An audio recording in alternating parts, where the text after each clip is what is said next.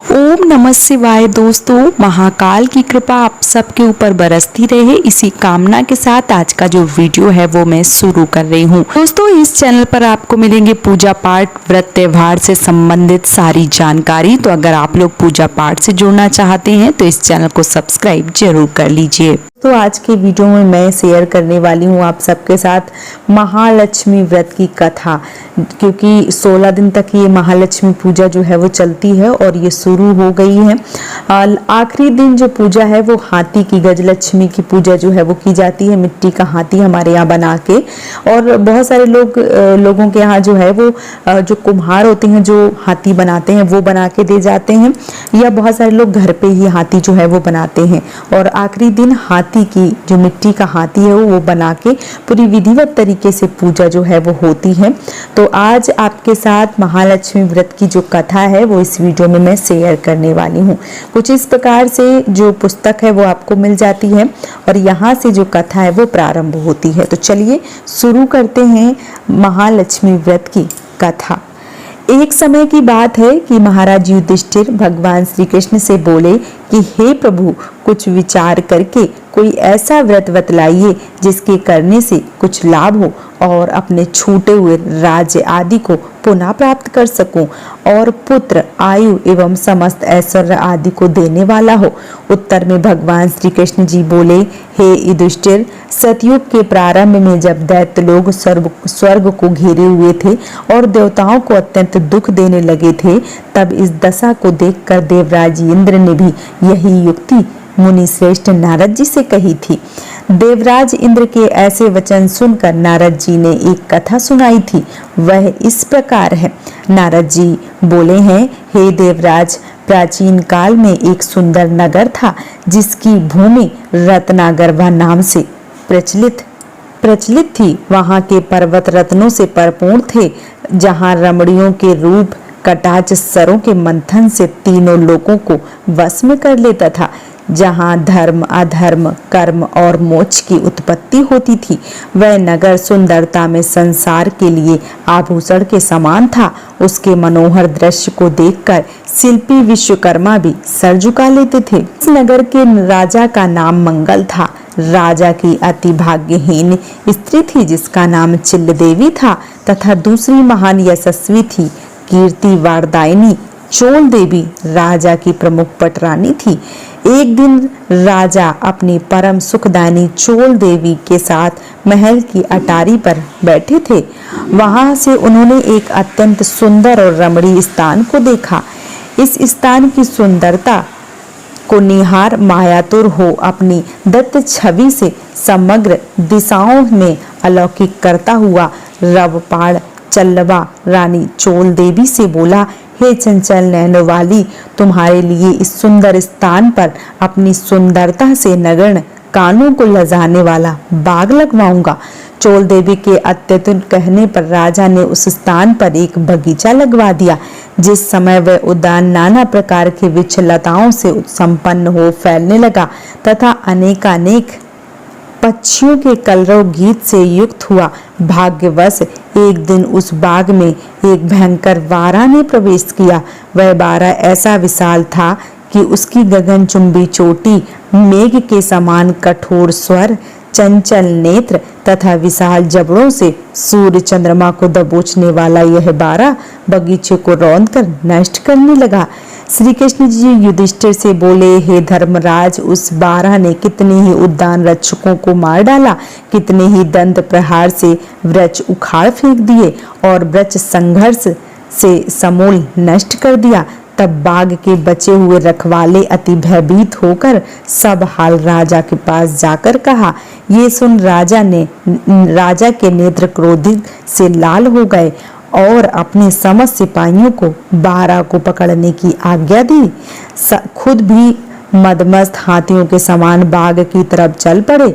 अश्वों का विशाल दल वस्त्र रूपी पृथ्वी को रौंदता तथा रथों के प्रबल वेग से समस्त पर्वतों को प्रकंपित करता हुआ अपने पैदल सिपाहियों के द्वारा राजा ने घेर लिया तथा अत्यंत गंभीर स्वर में सभी सिपाहियों को अवगत कराया कि जिसके सामने से यह बारह भागकर दूसरे वन में गया उसका सिर शत्रु की भांत काट डालूंगा। वह 12 राजा के ऐसे कठोर वचन सुनकर उसके ही सामने से भाग निकला और राजा अथा असक्त खड़े ही रहे और अपने कहे वचनों से स्वयं लज्जित हो गए। तुरंत घोड़े पर चढ़कर पीछा किया और एक जंगल में जिसके अंदर बाघ, सिंह आदि हिंसक जीव रहते थे वहां जा पहुंचे। तमाल, ताल, अर्जुन आदि अनेक वृक्ष और झिंगुरों के स्वर से शब्दमान विहड़ों में राजा उस सुअर को खोजने लगा। खोजते खोजते कुछ समय बाद जब सुअर राजा के सामने आया तब राजा ने ऐसा बाण मारा जैसे हरि ने वज्र के द्वारा पर्वत के शिखर तोड़ डाले थे। उसी तरह से राजा ने सुअर को मार डाला। तब वही गंधर्व रूप कामदेव के समान भेष धारण कर राजा से बोला, हे राजन, तुम्हारा कल्याण हो, तुमने मेरी मुक्ति कर दी। तुम मेरा वृत्तांत सुन लो, जिसके मिलने से मैं इस प्रकार की योनि में आया हूँ। एक बार सभी देवताओं के मध्य में भगवान कमलासन ब्रह्म बैठे हुए थे। वहीं मैं चंचर पर आदि वाली सड़ज, निषाद, गंधार, मध्यम, पंचम आदि सप्त स्वरों से इंद्र आदि तीनों को प्रणाम कर अनेक प्रकार के गुणों से अलंकृत उत्तम गीत गा रहा था। अचानक गाते गाते मैं स्थानयुक्त हो यानी बेसुरा गाने लगा। इस नीच कर्म से क्रुद्ध हो सृष्टिकर्ता ब्रह्मा जी ने मुझे यानी मेरा नाम चित्ररथ गंधर्व को श्राप दिया कि तुम पृथ्वी पर जाकर सुअर हो जाओ और तुम्हारी मुक्ति तभी होगी जब अनेक राजा पर विजय प्राप्त करने वाला राजा मंगल मुझे मारेगा। सो हे राजन, आपके पुण्य से मुझे इस सुअर योनि से छुटकारा मिल गया। अतः हे राजा, देवताओं को दुर्लभ मेरा यह वर ग्रहण करो। तुम धन अथवा काम चतुर्वर्ग प्रदान करने वाली श्री महालक्ष्मी के अति उत्तम दिव्य व्रत को करो। इस व्रत के प्रभाव से आप सार्वभौम राजा होंगे। अब आप अपनी राजधानी को जाइए। नारद जी बोले, इंद्र वह चित्ररथ नामक गंधर्व इस तरह से अंतर्ध्यान हो गया जिस तरह से शरद ऋतु में मेघ लुप्त हो जाते हैं। तत्पश्चात राजा मंगल ने बगल में मृगछाला दबाए हुए एक विप्र ब्रह्मचारी को देख मुस्कुराते हुए कहा कि हे ब्रह्मचारी, तुम देव, दानव, मानव या गंधर्व आदि में कौन हो? हे बटोही, सही बताओ कि तुम किस उद्देश्य से तथा तुम्हारा आगमन कहाँ से हुआ? राजा के वचन सुनकर ब्रह्मचारी आशीर्वाद देकर बोला कि हे राजन, मैं आपके देश में ही उत्पन्न हुआ हूँ तथा आपके साथ ही आया हूँ, अतः मेरे योग्य आज्ञा प्रदान कीजिए। तब राजा ने कहा, हे बटोही, आज से तुम्हारा नाम नूतन है। तुम शीघ्र ही कोई जलाशय देखकर मेरे लिए जल लाओ। यह वचन सुनकर राजा को विश्राम हेतु वट वृक्ष के तले बैठाकर स्वयं घोड़े पर सवार हो तालाब की ओर चला। थोड़ी दूर जाकर देखा कि वहां एक सुंदर सरोवर कमला लक्ष्मी का निवास स्थान साक्षात नारायण स्वरूप था। अर्थात जिस प्रकार लक्ष्मी का निवास नारायण हो, सो वह सरोवर कमलों का स्थान है। वे चक्रधर हैं तो यहाँ चक्रवाक पक्षियों से युक्त है। वे वनमाला धारण किए हुए हैं। यह सरोवर कमल मालाओं से शोभायमान है और वह सरोवर समुद्र से अधिक बड़ा तथा उत्तम है, क्योंकि समुद्र में पवनोदयोग से बड़े बड़े तूफान उठते हैं, किंतु यहाँ पवन अपने उद्देश्य में सफल नहीं होता। समुद्र गतिवान है, यह निश्चल है, यह निशियुक्त है, यह विषुक्त है, वह खारी है, यह मधुर है। वह महर्षि अगस्त की प्यास को नहीं बुझा सकता है, यह उनकी प्यास बुझा चुका है। वह मलयुक्त है, वह विमल है। वह नूतन नामक ब्रह्मचारी सरोवर की शोभा से मुक्त हो अवलोकन कर रहा है कि उसका अश्व कीचड़ में फंस गया। वह नीचे उतरकर चारों तरफ देखने लगा। समीप में उत्तमोत्तम आभूषणों से सुशोभित स्त्रियों के समूह को उसने कथा कहते हुए देखा। उन स्त्रियों के समीप पहुंचकर अति ही नम्र वाणी से कटिबद्ध निवेदन किया कि आप लोग बड़ी श्रद्धा भक्ति से युक्त हो कौन सी क्रिया कर रही हैं, इसके करने से किस फल की प्राप्ति होती है और इसकी विधि क्या है, हमें बताएं। उस ब्रह्मचारी के वचनों को सुनकर नारी समुदाय ने कोमलवाड़ी में कहा, हे विप्र, यह श्रद्धा भक्ति सहित एकाग्र चित्त हो सुनो, यह समस्त वनवांछित फल को देने वाला महान महालक्ष्मी जी का है, जिसकी त्रिभुवन में माया शक्ति प्रकृति के नाम से पुकारा जाता है। हे ब्रह्मचारी, भाद मास की शुक्ल पक्ष की अष्टमी से यह व्रत आरंभ होता है।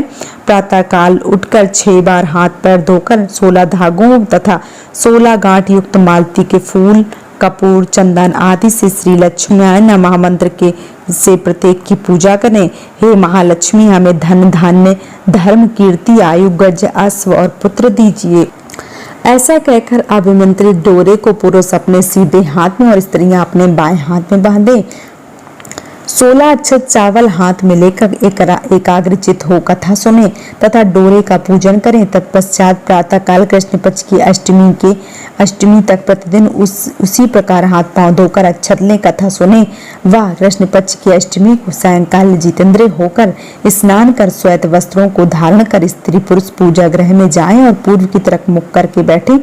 श्वेत पत्र से अष्ट कमल लिखकर इंद्र शक्तियों सहित केसर के पत्ते पर लिखें।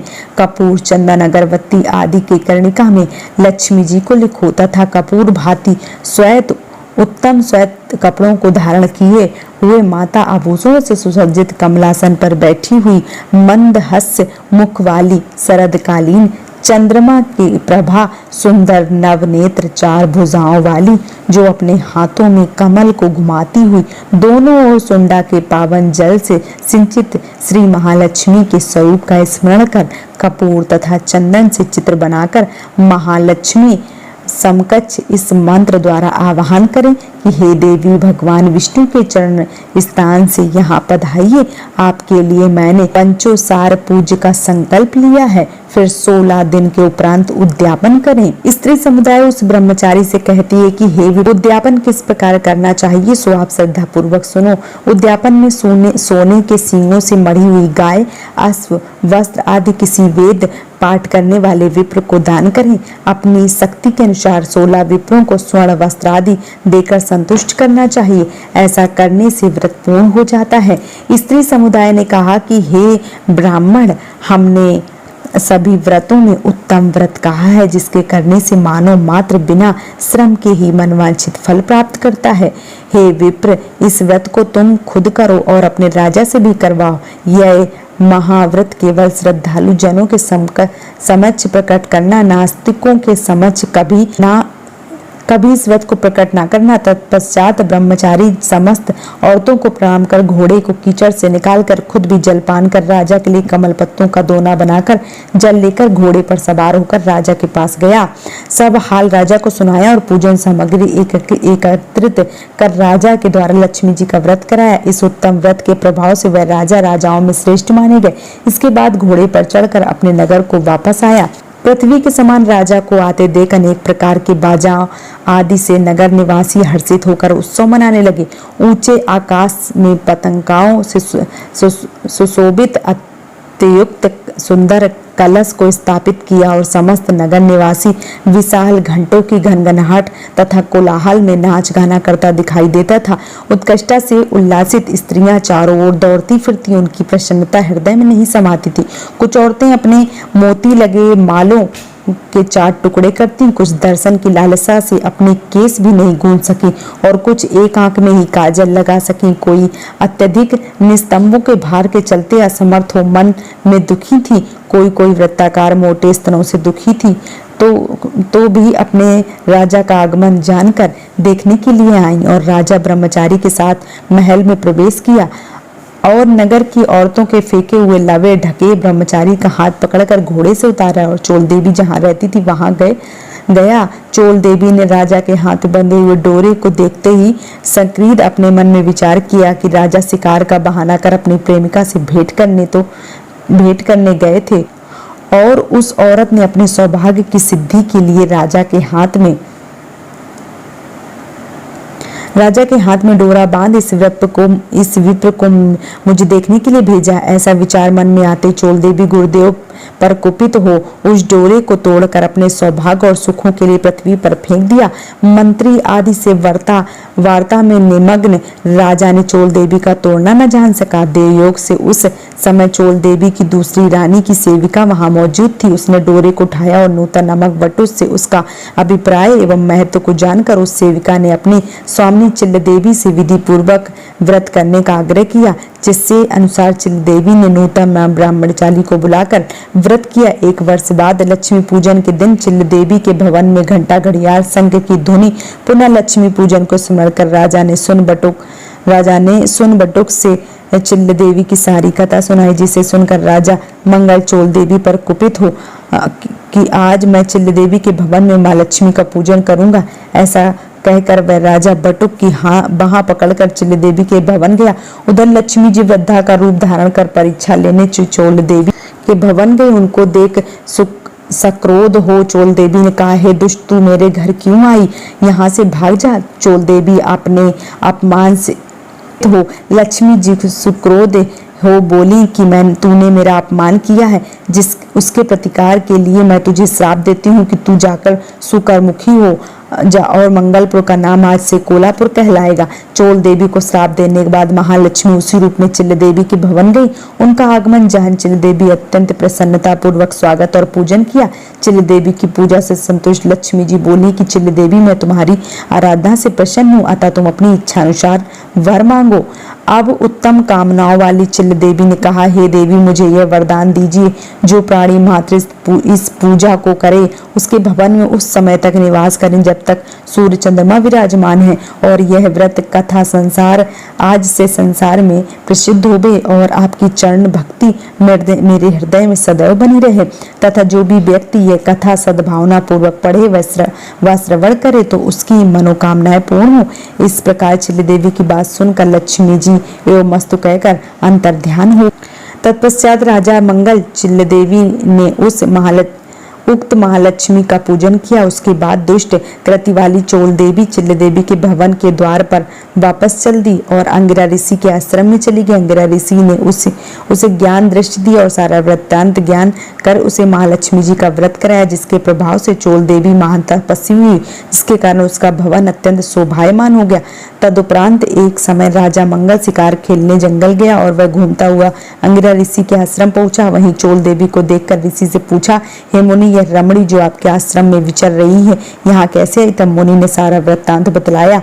मुनि अंगिरा के मुख से चोल देवी का हाल जानकर राजा चोल देवी सहित राज्य वापस आया और चिल्ल देवी व चोल देवी के सहित आनंद पूर्वक रहने लगा। तदुपरांत चिल्ल देवी व चोल देवी इस प्रकार रहने लगी जैसे गंगा यमुना समुद्र के साथ रहती है। राजा मंगल की दोनों रानियां अत्यंत प्रिय और प्रेम करने वाली हुई। चिल्ल देवी और चोल देवी सहित राजा मंगल 7 द्वीपों की संपूर्ण पृथ्वी के सुख भोगने लगा। नारद देवार्त इंद्र बोले कि जिस प्रकार आपके देवताओं को मंत्री बृहस्पति हो, उसी प्रकार बटुक भी राजा मंगल का महामंत्री हुआ। पृथ्वी में सभी राजाओं में श्रेष्ठ राजा मंगल सुख और सर्वपूर्ण उपभोग कर अंत में श्रवण नामक नक्षत्र हुआ।